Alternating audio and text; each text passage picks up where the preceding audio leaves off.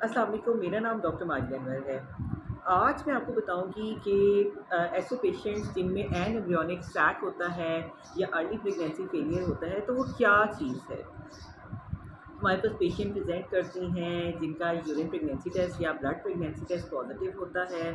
उसके साथ साथ उनको अर्ली प्रेगनेंसी सिम्टम्स भी होते हैं, जिसमें नाउजिया, वॉमिटिंग, उसके साथ मुंह का जायका तब्दील होना, छाती में तनाव होना और डिजीनेस, थकावट का महसूस होना, अर्ली प्रेगनेंसी वाले मॉर्निंग सिकनेस होना, ये सारे सिम्टम्स होते हैं। प्रेगनेंसी टेस्ट भी पॉजिटिव होता है, लेकिन या तो उनको छठे या सातवें महीने में स्पॉटिंग होती है, या फिर वैसे ही डॉक्टर को जब चेक करवाने के लिए आती हैं अपनी एंटीनेटल केयर के लिए, तो जब उनकी डॉक्टर स्कैन करती हैं तो उसमें देखती हैं कि प्रेगनेंसी तो है, सैक है, लेकिन उसके अंदर कोई पोल नहीं है, मतलब फीटस नहीं है।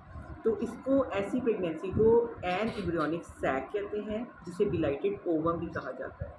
ये एक ऐसी प्रेगनेंसी है जिसके अंदर प्रेगनेंसी तो हो जाती है, प्रेगनेंसी हार्मोन्स भी बन रहे होते हैं और पेशेंट सारे सिम्टम्स भी महसूस कर रही होती है, लेकिन अंदर एम्ब्रियो की ग्रोथ नहीं हो पाती, एम्ब्रियो बिल्कुल भी नहीं बनता। या तो अर्ली प्रेगनेंसी में वो फेल हो जाता है। इसकी बहुत सारी वजूहात हो सकती हैं, जिसके अंदर उम्र का ज़्यादा होना, कोई जीनियाती कमज़ोरी होना, उसके साथ पुअर क्वालिटी ऑफ एग या पुअर क्वालिटी ऑफ स्पर्म होना, और कई ऐसी कॉजेज़ हैं जो स्टिल अनएक्सप्लेन्ड हैं। इस सारी सूरत हाल के अंदर जब हम इसका अल्ट्रासाउंड करते हैं तो एम्ब्रियो नज़र नहीं आता, सैक का साइज़ अच्छा होता है।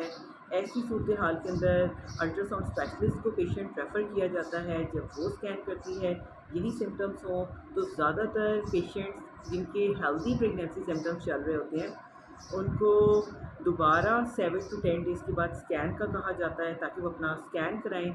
अगर यही रिपोर्ट आती है दोबारा बिलाइटेड ओवम वाली, यानी कि फीटस नहीं ग्रो किया या एम्ब्रियो की ग्रोथ नहीं हो सकी, तो ऐसी सूरत हाल में टर्मिनेशन ऑफ प्रेगनेंसी जो है वो मस्ट है।